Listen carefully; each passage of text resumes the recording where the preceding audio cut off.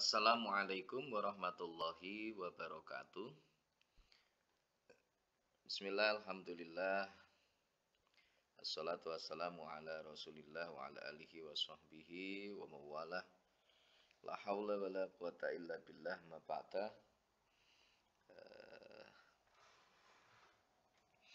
Seluruh teman-teman mahasiswa program studi atau jurusan bahasa Arab yang saya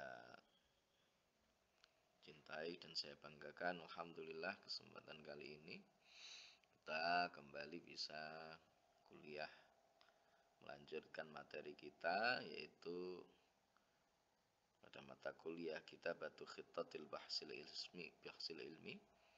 Pada kesempatan kali ini kita akan sedikit membincang mengenai merancang dan menyusun proposal penelitian.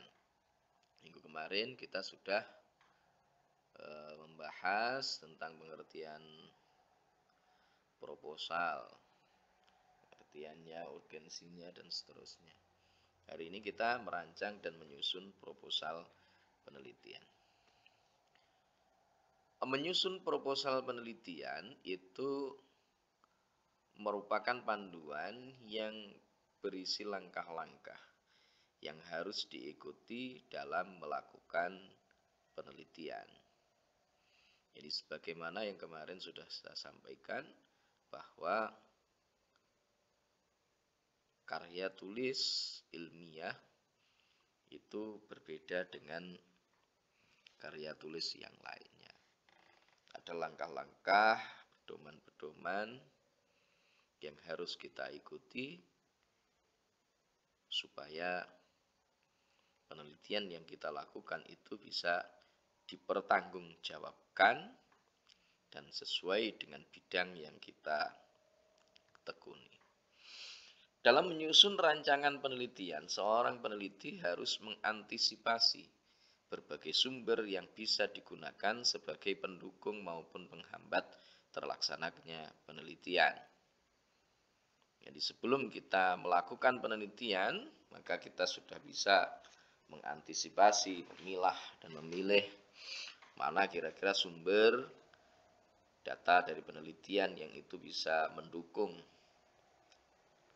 bagi terlaksananya penelitian yang kita lakukan, dan mana pula data-data atau sumber-sumber yang itu justru sebagai penghambat dari penelitian yang kita lakukan. Harus kita pilih terlebih dahulu ketika kita menyusun rancangan penelitian itu, ya, supaya nanti proses penelitian yang kita lakukan itu bisa berjalan dengan lancar.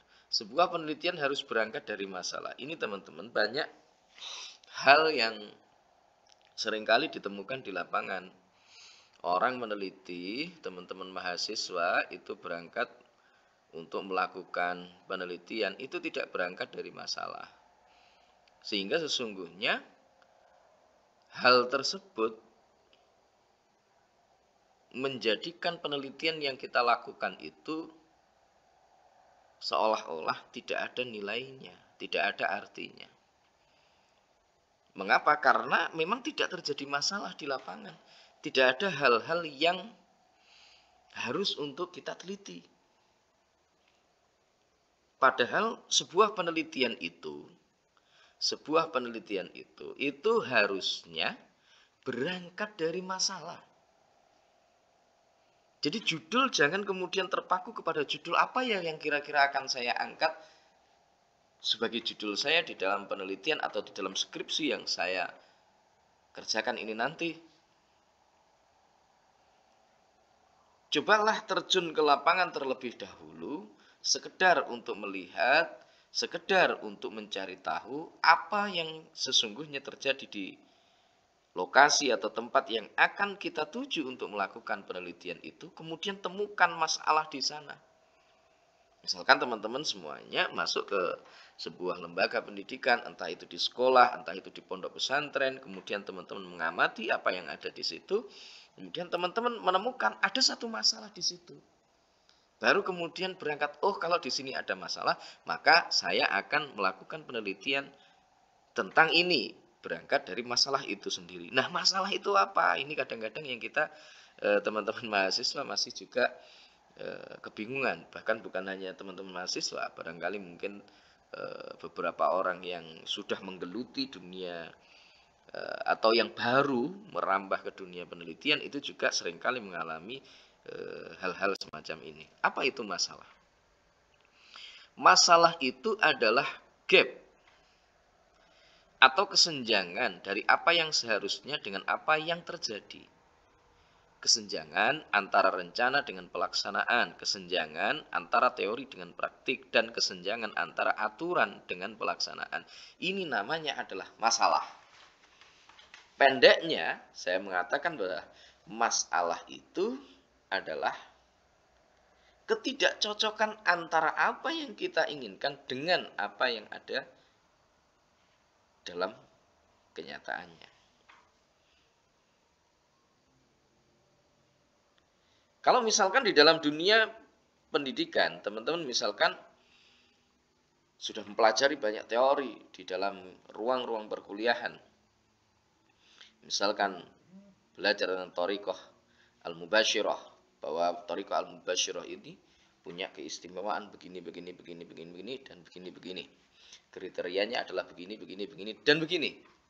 Teman-teman juga belajar misalkan bagaimana kita mengajarkan bahasa Arab. Kaifa nu'allimu al-lughatal arabiyyah min ghairi malalin latatulab masalan. Bagaimana cara kita mengajarkan bahasa Arab itu sehingga bahasa Arab tidak menjadikan siswa-siswa kita itu merasa bosan dengan bahasa Arab. Misalkan demikian. Lantas, dalam teori-teori perkuliahan, maka kita bisa menggunakan beberapa teori yaitu thariqah dengan cara belajar menyenangkan, yakni dengan menggunakan thariqatul lu'bah, metode permainan di dalam mengajarkan bahasa Arab misalkan.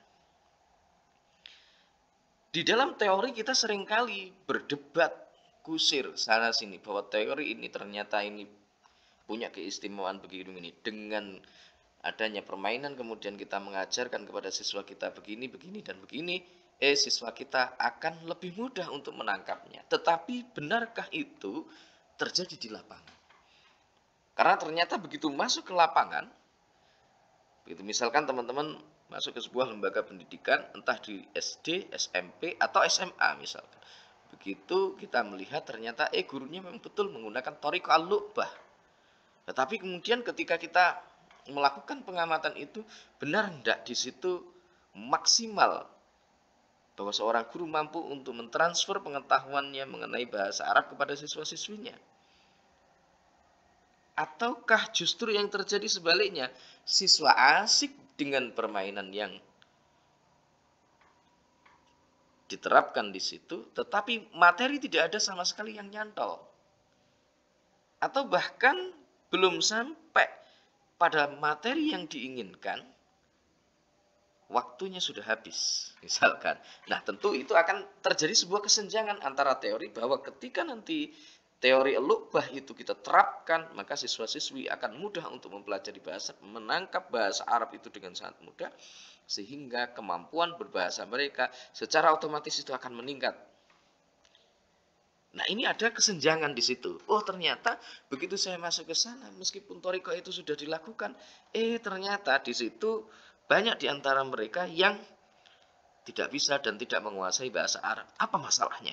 Nah, disitulah terjadi masalah. Ada gap antara keinginan dengan kenyataan yang ada. Maka inilah teman-teman yang nanti bisa menjadi titik mula dari sebuah penelitian yang akan kita lakukan. Jadi itulah masalah. Masalah itu adalah kesenjangan atau gap. Kalau gap berarti pertentangan. Kalau kesenjangan ya ada jarak ya. Mungkin harusnya itu adalah 10 tetapi ternyata ketercapaiannya hanya 60 misalkan. Hanya 6 misalkan. Ini ada jarak, itu kesenjangan. Kalau gap berarti pertentangan antara satu dengan yang lainnya. Mestinya harusnya maksimal, ternyata sama sekali tidak. Nah, ini gap. Ya. Nah, itulah masalah, ya. Jadi masalah itu adalah gap atau juga kesenjangan dari apa yang seharusnya dengan apa yang terjadi, kesenjangan antara rencana dengan pelaksanaan, kesenjangan antara teori dengan praktik, dan kesenjangan antara aturan dengan pelaksanaan. Nah, karena gap atau masalah itu terjadi pada waktu, situasi, dan kondisi tertentu, maka tentunya hal itu tidak akan pernah sama antara angkatan tahun 2017 dengan 2018 dengan 2019 dengan 2000. Berarti itu tidak akan pernah sama. Maka masalah itu muncul pada ruang, tempat, dan waktu tertentu. Gak mungkin masalah yang terjadi di tahun 2017 itu sama persis dengan apa yang terjadi di tahun 2021. Kalau toh misalkan ada kesamaan, itu tidak akan sama secara 100%, pasti ada titik kurang maupun lebihnya. Jika sama persis, maka boleh jadi itu hanya sekedar copy paste dari masalah yang tahun 2017. Gitu ya. Jadi boleh jadi itu terjadi demikian. Jadi masalah itu muncul pada ruang, tempat, dan waktu tertentu. Kebiasaan penyusunan proposal pada mahasiswa. Penyusunan proposal pada mahasiswa itu biasanya diawali dengan pengajuan judul proposal kepada kajur, sekjur, atau dosen pembimbing. Baru setelah judul di ACC, mahasiswa mulai menyusun proposal penelitian skripsinya. Nah, ini biasanya yang terjadi di lapangan ya memang begitu. Teman-teman misalkan mau mengajukan proposal, teman-teman membuat judul terlebih dahulu, kemudian dibawa ke kajur. Setelah itu dari kajur atau mungkin sekjur di ACC, baru kemudian ke dosen pembimbing dan seterusnya dan seterusnya. Itu kebiasaannya memang begitu. Ya adatnya demikian, tetapi apakah ya seperti itu? Prosedur ini biasanya menyebabkan mahasiswa itu fokus pada judul penelitian, bukan fokus pada masalah yang akan diteliti. Akibatnya apa? Ini justru merumitkan teman-teman semuanya. Justru merumitkan teman-teman semuanya. Sesungguhnya dalam sebuah proses penelitian itu judul bisa berubah sewaktu-waktu sesuai dengan situasi dan kondisi yang ada. Tetapi topik jangan sampai kemudian temanya jangan sampai kemudian berubah. Jadi judul bisa berubah, tetapi tema jangan sampai berubah. Ya, temanya jangan sampai berubah. Ini penting untuk kita pahami. Nah, bagaimana sebenarnya langkah dalam menyusun proposal itu? Langkah untuk menyusun proposal itu sebenarnya dimulai dari pertama adalah latar belakang masalah. Karena tadi muncul masalah. Jadi penelitian berangkat dari sebuah masalah. Ketika teman-teman sudah melihat satu masalah yang terjadi, maka kemudian teman-teman melakukan sebuah proses untuk menyusun latar belakang masalah, di mana latar belakang masalah itu nanti akan menyajikan hal-hal yang menguatkan terhadap penelitian dari teman-teman semuanya, bahwa penelitian teman-teman ini menjadi penting nilainya untuk diteliti. Ya, penting nilainya untuk diteliti. Ini kemudian dilakukan ini, menyusun latar belakang, diawali dengan data-data yang umum sifatnya, kemudian mengerucut sampai fokus kepada judul yang diangkat. Jadi model bentuk dari latar belakang masalah itu adalah segitiga terbalik, ya. Segitiga terbalik. Jadi dari umum ke arah yang lebih spesifik, langsung kemudian khusus. Nah, setelah itu dari latar belakang masalah itu kemudian indikasi masalahnya, dicari indikasi masalahnya. Setelah teman-teman kemudian melakukan indikasi masalah, berusaha untuk memetakan masalah-masalah yang ada di situ, kemudian yang dilakukan adalah membatasi masalah. Dari batasan masalah itulah sesungguhnya muncul konsep tentang judul dari penelitian itu, ya. Nah, jadi bila mengacu pada pola di atas, judul penelitian itu sesungguhnya sudah spesifik karena ia berangkat dari batasan masalah. Jadi, untuk menentukan judul penelitian, seorang peneliti tidak perlu terikat oleh judul yang ditentukan sebelumnya, tetapi berangkat dari variabel-variabel penelitian yang telah dibatasi. Itu penting ya, teman-teman, untuk dipahami. Judul penelitian harus netral dan didasarkan pada bentuk-bentuk permasalahan yang diteliti. Bentuk-bentuk permasalahan ada yang sifatnya deskriptif, yaitu menggambarkan keadaan satu variabel atau unit variabel, pengaruh, hubungan, dan komparatif. Contoh, misalkan yang judul yang deskriptif. Tindakan Pemda Pasuruan dalam penanggulangan bahaya banjir. Jadi ini sekedar untuk mendeskripsikan bagaimana langkah-langkah yang ditempuh oleh Pemda Pasuruan atau tindakan yang dilakukan oleh Pemda Pasuruan untuk menanggulangi bahaya banjir. Produktivitas kerja pegawai di Dignas Provinsi Jawa Barat misalkan. Atau Thariqatu Ta'limi Maharatil Kalam fil Lughatil Arabiyyah bil Ma'had Al-Islamiyul Asri Darussalam Gontor Juntur Funuruju misalkan. Ini juga bisa deskriptif.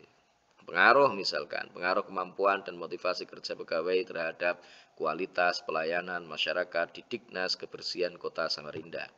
Pengaruh kepemimpinan dan motivasi kerja terhadap prestasi kerja pegawai di Dinas Pendapatan Daerah Kota Cimahi misalkan. Atau yang bahasa Arab, atharu tariqati ta'lim wa khalfiyati thalabah fi nataijil husul fi ta'limil lughatil arabiyyah fil madrasah al-mutawassithah al-islamiyah al-hukumiyah al-ula Tulungagung misalkan. Bisa. Hubungan asosiasi, hubungan keterampilan dan pengetahuan siswa terhadap hasil belajar siswa di SMP Negeri 12 Bandung. Hubungan kepuasan kerja dan disiplin kerja terhadap produktivitas kerja pegawai di bagian keuangan Provinsi Jawa Timur. At-ta'alluqu bainal qudrah fi qiraatil Qur'an wa nataijil husul fi ta'limil lughatil arabiyyah bil madrasah al-ibtidaiyah al-islamiyah al-hukumiyah al-ula fi Madinati Blitar. Ada enggak hubungan kemampuan seorang siswa dalam membaca Al-Qur'an dengan hasil atau prestasi belajarnya dalam belajar bahasa Arab? Itu ada enggak? Kemudian bisa juga perbandingan kinerja dosen UIN 1 Tulungagung dibandingkan dengan kinerja dosen IAIN Kediri. Komparasi penjualan sepeda motor merek Honda, Yamaha, Suzuki, dan Kawasaki di Kota Batam. Atau bahasa Arab misalkan ad-dirasatul muqaranah baina ta'limil lughatil arabiyyah fil ma'hadil asri Darul Hikmah Tulungagung wal ma'had al-mutakamil al-kamal Kunir Blitar misalkan. Bisa digunakan sebagai sebuah judul di mana di situ untuk menunjuk kepada perbandingan, ya, untuk membandingkan antara dua lembaga, cara pengajarannya bagaimana dan seterusnya. Baik, syukran jazilan ayyuhal ikhwah wa ya ayyuhat thalabah fi husni ihtimamikum wa akhiran minni assalamualaikum warahmatullahi wabarakatuh.